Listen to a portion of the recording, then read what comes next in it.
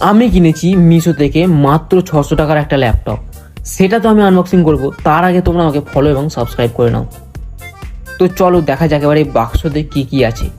প্রথমে আছে একটা ছবি, যেটা তোমরা দেখতে পাবে এটা কিভাবে ব্যবহার করতে হয়। এবার আছে মেন মশলাটা। তো চলো এটা আবার খোলা যাক। প্রথমের লুকটা তোমরা দেখতেই পাচ্ছ। এবার এতে কি কি আছে সেটা বলছি। প্রথমে আছে এই হ্যান্ডেলটা, যেইটা দিয়ে এটা ধরতে হবে। তারপর আছে এই মিনি ডিসপ্লেটা। এবার আছে কিবোর্ডগুলো। এটা হচ্ছে মাউস।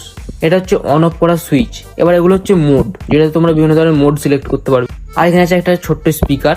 আর এটা হলো একটা চার্জিং পয়েন্ট, যেটাতে তোমরা চার্জ দিতে পারবে। এখানে আছে 3টি ব্যাটারি দেওয়ার জায়গা।